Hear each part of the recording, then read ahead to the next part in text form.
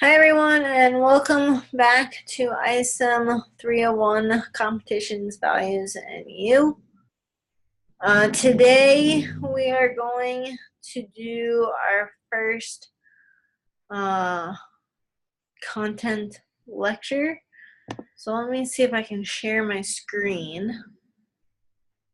Last time this did not work for us.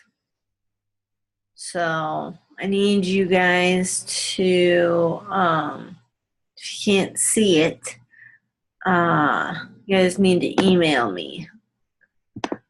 You also have it up in your slides video, or your slides tab on the left hand side of your BB Learn.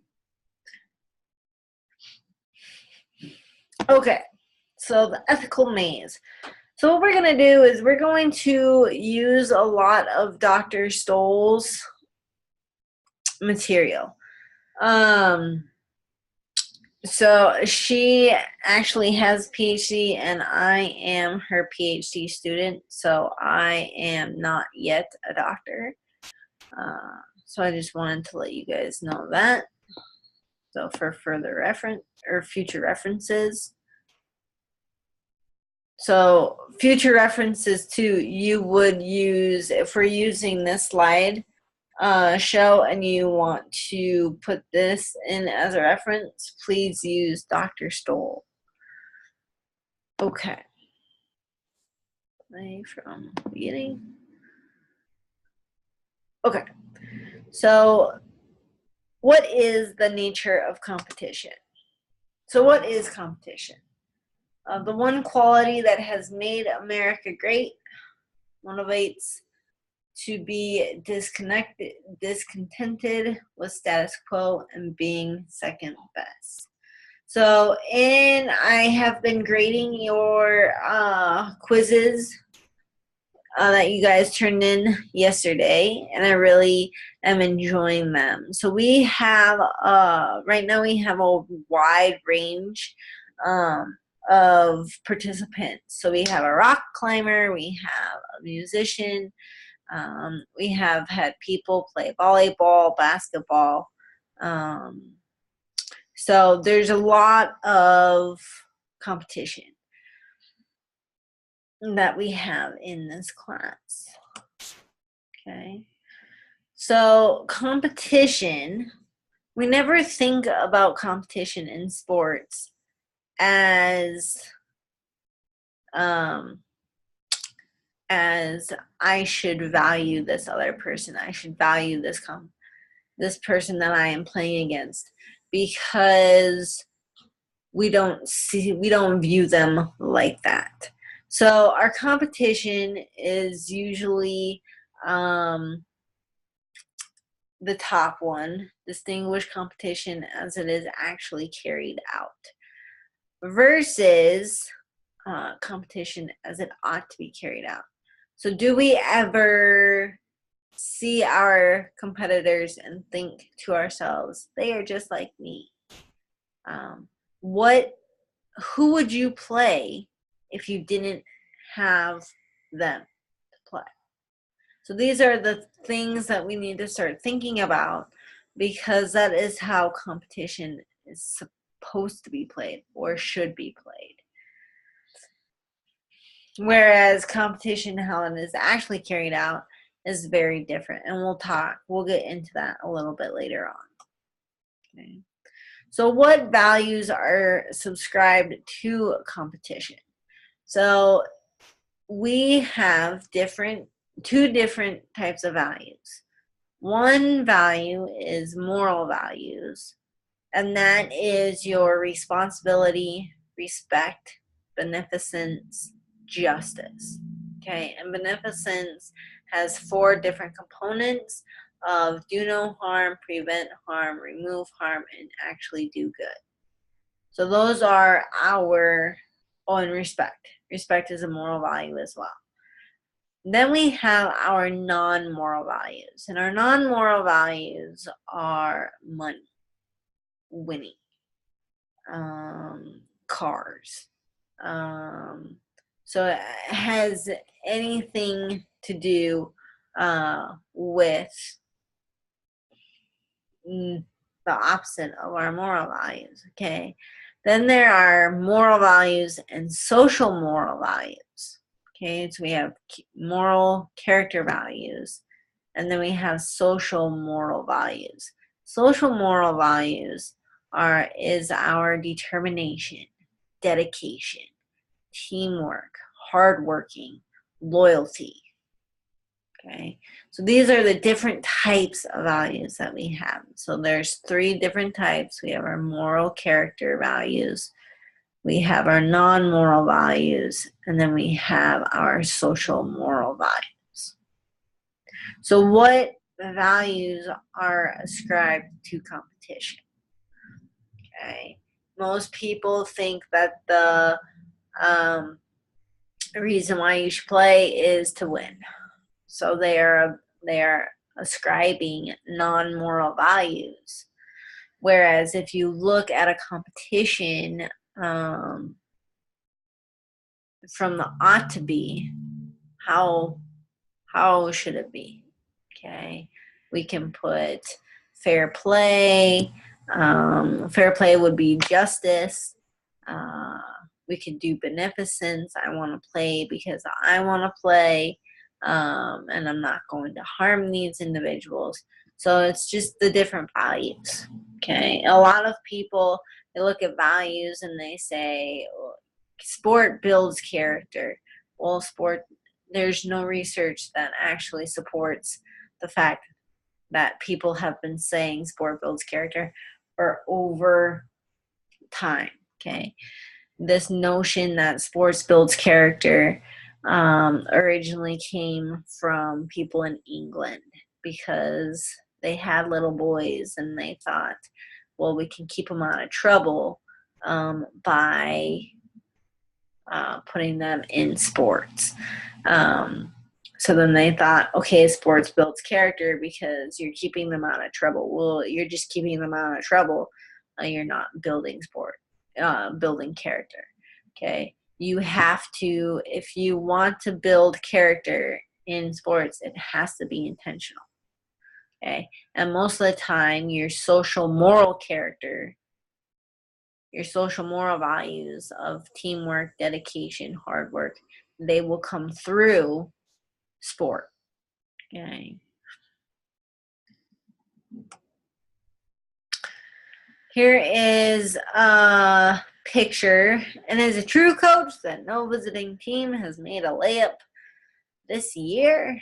So you can see your fans have pitchforks and are ready to go. So fans are a very interesting component to competition. They think that they have a say in the game.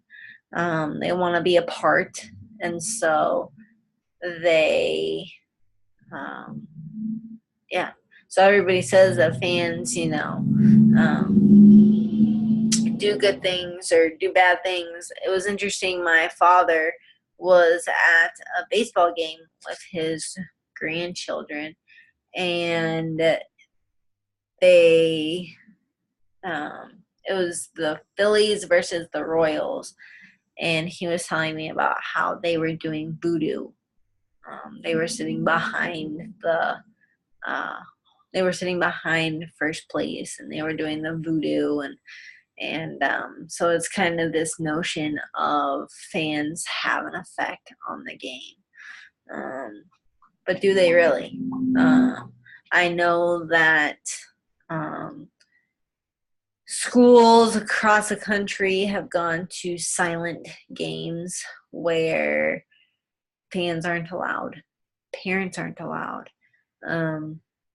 or they have to sign a code of conduct. The parents have to sign a code of conduct so that the children can play. So if they do not have a good behavior, then their child will be pulled from the activity.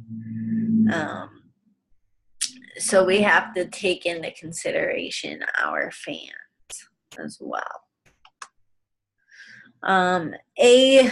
Barlamante Giamonte, who was the commissioner of Major League Baseball, he said that competition is to toughen, is to toughen the body and temper the soul, to emphasize integrity and develop courage, to be obedient to the letter and spirit of the rules, so that winning is still sweeter. If you enjoy baseball and you haven't read Giamonte, he writes a book it's called Taking Time in Paradise. And it's a great book. It's all about baseball and how you need to take time to actually enjoy the game and to be outside. So his whole notion is that there's actually more to winning than just winning itself. So now we're going to talk about two divergent views of competition. So we have this perception of sport, okay? And I'm going to move myself. Okay. No, I want it over here. Okay. So we have our moral and ideal, and then our non-moral and real. So this is how sport is supposed to be ran, should be. And then we have our real. So we first have our motives, okay? And our ideal motive is good. Okay, we want excellent play. We're on a spectrum here, so we have excellent play. And then we have what actually happens, and that is our real. And that is bad, okay? Because we have this win at all cost mentality. So if we have this win at all cost mentality, where does that leave us? Okay. Are we trying to hurt the other person because we want to win? Okay. Which, if we try to hurt the other person if we are winning at all costs, then that does not take in your moral value of beneficence, because beneficence is do no harm. So we're going to harm the person. Well, if we're going to harm the person, then we're going to toss out beneficence. Okay. Then we have our intentions. So we have good and bad intentions. And from our ideal point of view, it's sportsmanship. Okay. Good game strategy. And this sportsmanship is on this side of the spectrum. Then we have our real, which is over here, and that is our gamesmanship. And this is deceitful strategies. Okay. A deceitful strategy is that coaches who coach linemen are coaching them to hold on every play. So when they go up to block, they're holding the person. Okay, that is gamesmanship. It's not sportsmanship, that's gamesmanship. And they're wearing the same color gloves as the opponent's jersey. So the referee does not know that it's actually your hand in the wrong spot. Okay, that's gamesmanship. That's deceitful strategy. Okay, you're trying to trick the referee into believing that you're actually not holding, but you're really holding. Okay. Then we have our action. We have our right and our wrong action. And in the moral and ideal, the action is you are excellent through or you're excellent at playing the game. Okay. and you are establishing dominance through the game. You are the best that you can be in this sport, and you are doing it the right way. Okay. Then we have our real and our non-moral, which is wrong. Okay. And this is to take your opponent out of the game, do physical, emotional, and mental harm. So we have two very different perspectives, and we need to look at them very differently, okay, and in sync as well. Because you can look at, let's say, a football game or a volleyball game or anything like that, and you can go down the line of motives, intentions, and actions. Okay. Really? You're not going to do it now, are you? Okay. So the ideal and the real perception of sport. Okay. The ideal, remember, is what ought to be or should be. And the real is what sport has become. Now, when we say should be, okay, we're not talking about psychology. We're talking about ethics and what actually should be. So this is more on the philosophy side.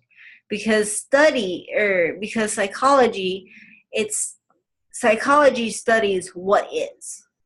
Okay? They don't study what should be. They study what is. Okay. And then we have the real, what sport has become. So what has your sport become like? Okay. Here is the Notre Dame perspective. As long as we are engaged in intercollegiate athletics, we will strive for excellence of performance in this area too, but never at the expense of the primary order of academic excellence. The one loss record is no ultimate criterion for a reasonable and thinkable man. Excellence of performance, spirit, and the will to win are to serve as criteria for judging excellence in intercollegiate football. What is the purpose of higher education? What is the purpose of being a student athlete? Okay, student athlete.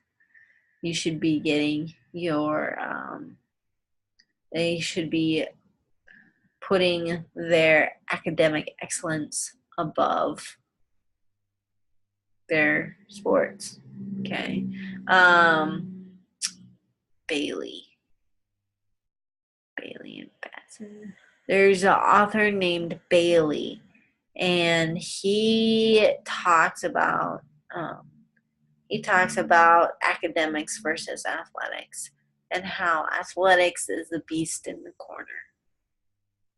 So most of the time, presidents of universities are they didn't grow up in athletics, or they were the ones who got picked last during kickball or Red Rover or baseball, or you name it, use that example. And so they don't really know how athletics works. They don't really know what goes into athletics. And so when athletics is a beast in the corner, it can really, and you don't know how to deal with it, it can really bite you in the butt. Okay, so here is the true ideal, and this is from Giamonte as well. Winning for a player or spectator is not simply outscoring. It is a way of talking about betterment, about making oneself, one fellows, one cities, one adherents more notable because of a temporary engagement of a higher human plane of existence. Okay, when you're playing, you always want to better yourself, and you always want to better your opponent. What's the point of playing when you're playing a person who doesn't know the game or who isn't at your par. Okay? You always want to be playing the best. You don't want your opponent to get hurt because, like I said earlier, if your opponent gets hurt, who are you going to play? And so we want to have these people be at their best so you can know that you're a true competitor.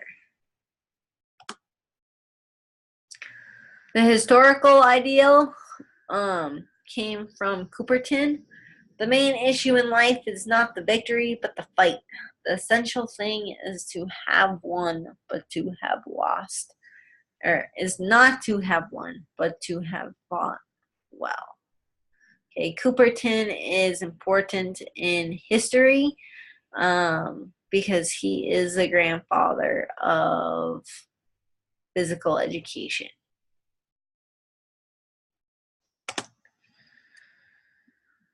When the one great scorer comes to mark against her name, he writes not that you won or lost, but how you played the game. This came from Grantland Rice. So just think about that for a moment. Okay? It's not about who won or lost. It's about how you played the game. And how are you going to play the game? Are you going to play it ideally, or are you going to play it with gamesmanship?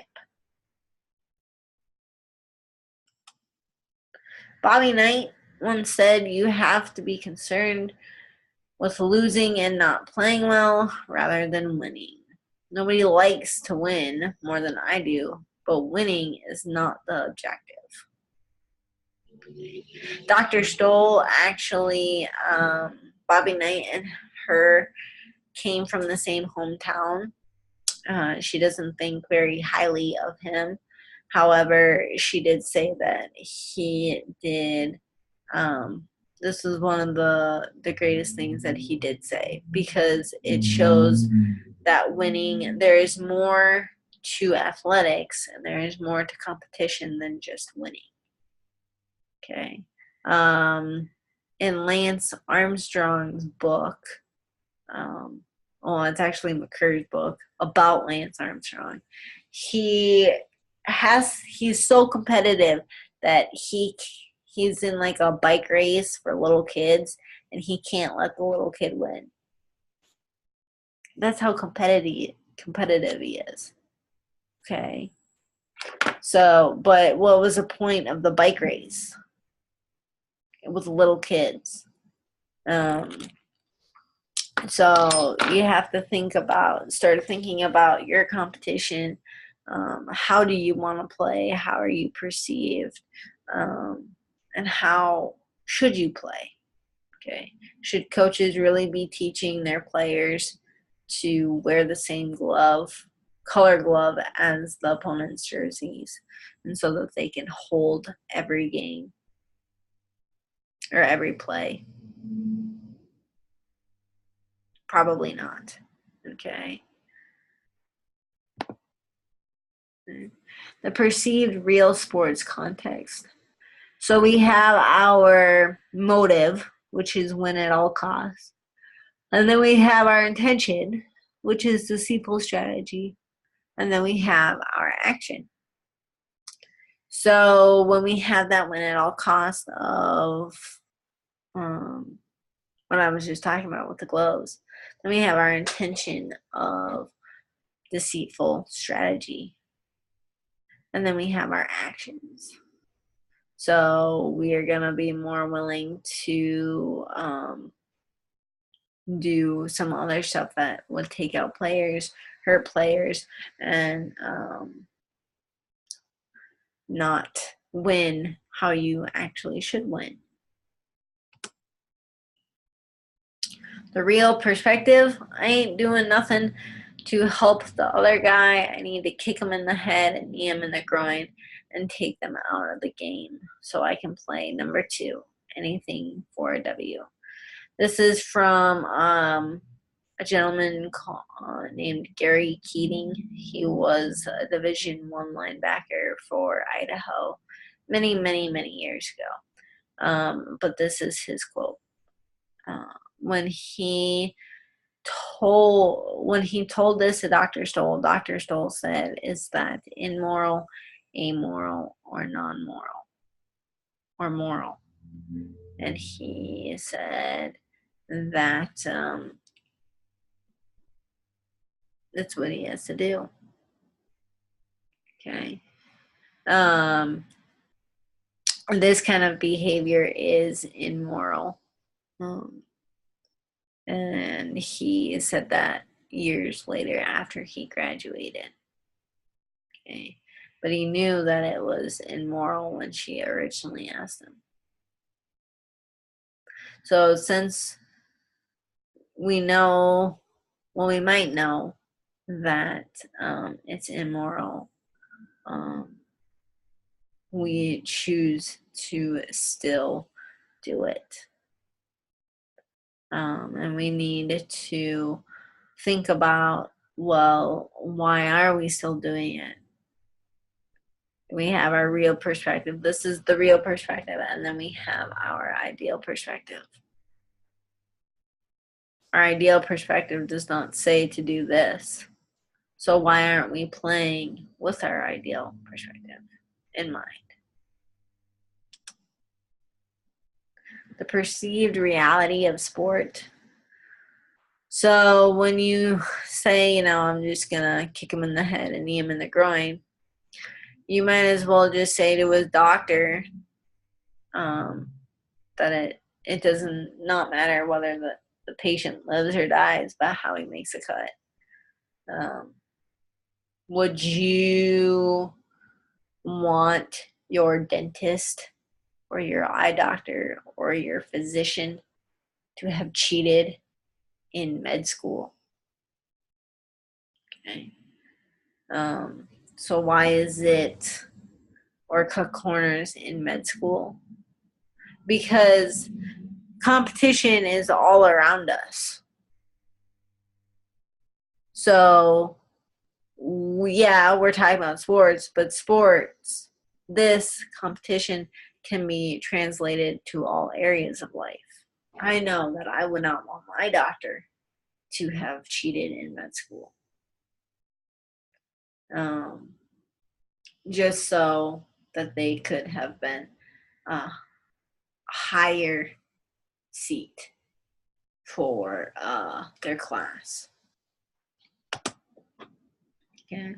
Competition in the perceived real, the seeking after something of value to the exclusion of others while following agreed upon rules.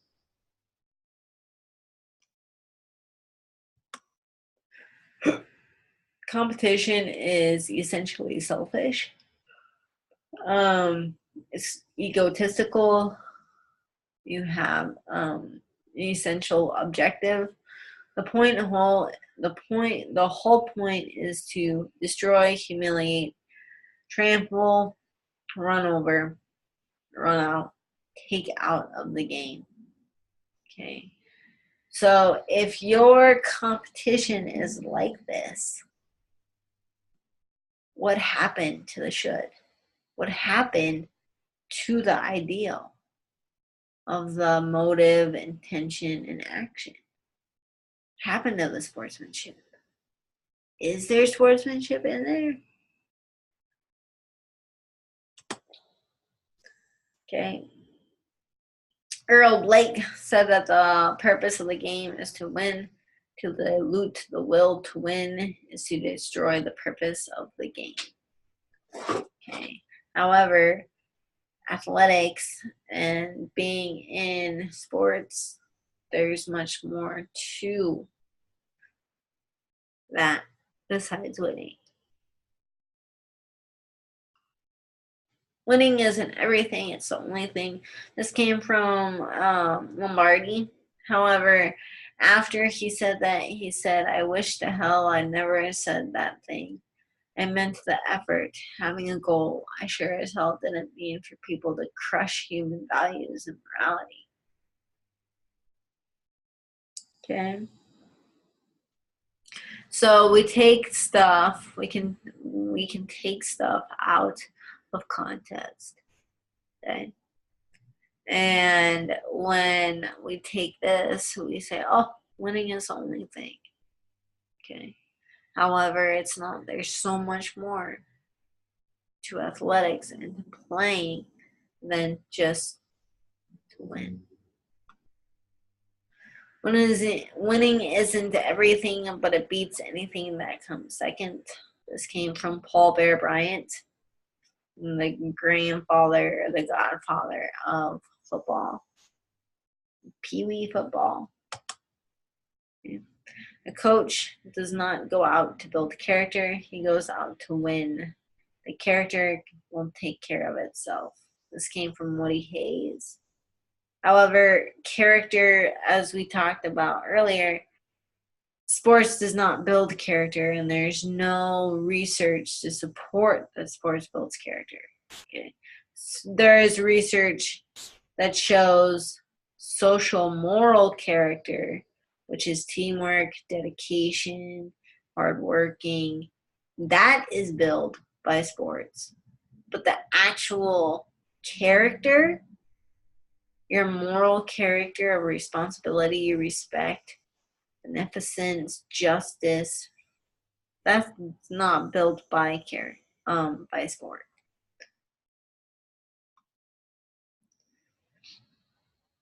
Defeat and failure to me are enemies. That came from Adolf Rupp. So many people think that winning is the only thing. Okay, and through these examples, we're seeing that. Okay.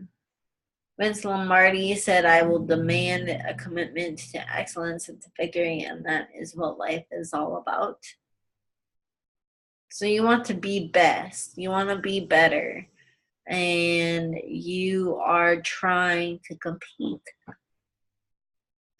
But if you want to win and you're going to win at all costs, then how are you supposed to be excellent? Are you? Excellence, remember, is over here with the ideal. Because that's our action. Our action and our purpose is to find excellence.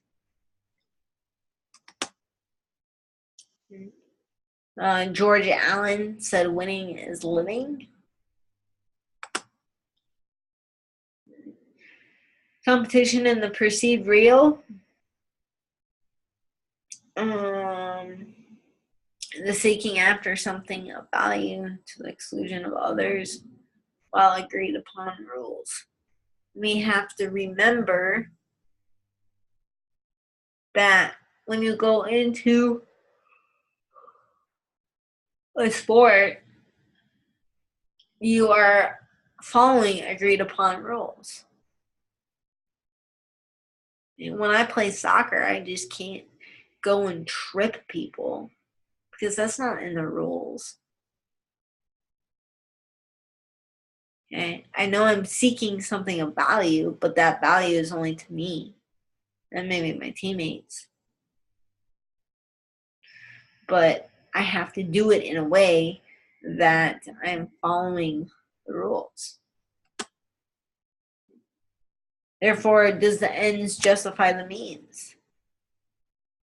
Because you win, does that mean that it is okay for you to kick them in the head, knee them in the groin, trip people?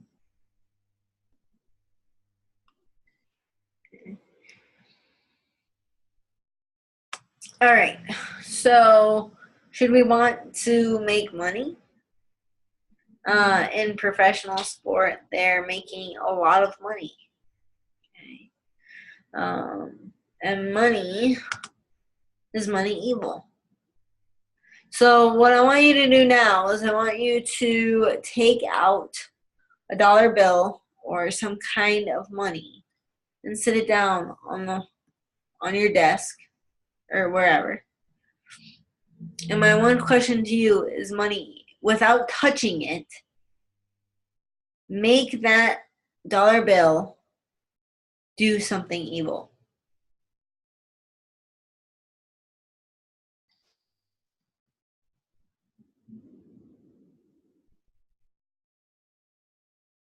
So by now, you should realize that you can't.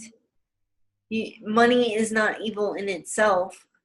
It's the people that are around and that use the money that do evil.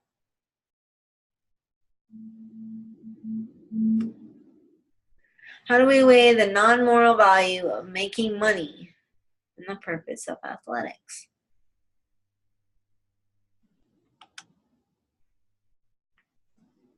Okay.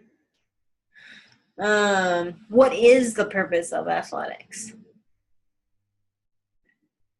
Athletics is to give an opportunity to students to play, to compete.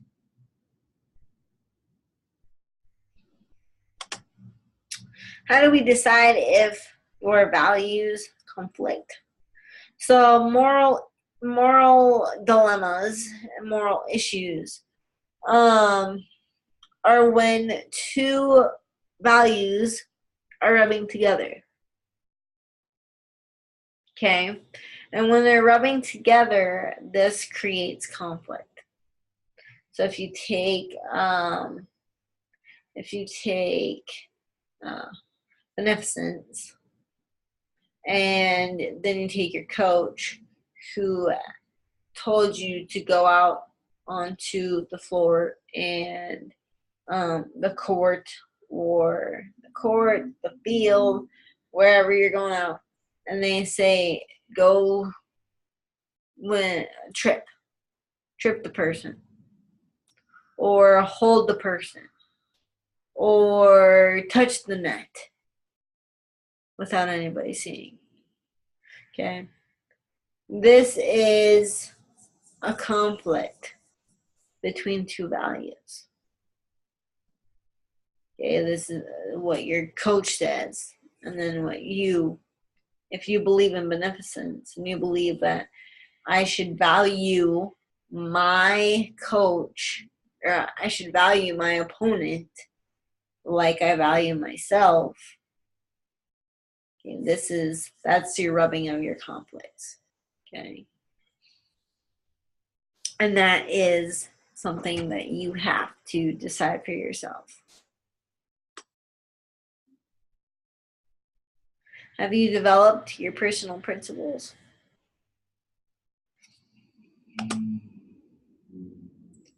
Okay. There is always going to be right and wrong. Okay. In the video or on BB Learn, I posted something about relativism. Okay. Relativism is real. Okay. However, it doesn't apply because morals and values are not relative. Okay. Relativism, let's see here. Let's share the screen. And let's go to video lectures 2019. So it says relativism is defined as the doctrine that knowledge, truth, and morality exist in relation to culture, society, or historical context and are not absolute. That is wrong. Okay. There will always be something that is right, and there will always be something that is wrong. And always something that is right is loving children, and always something that is wrong is rape. So there is always going to be a right or a wrong. Okay.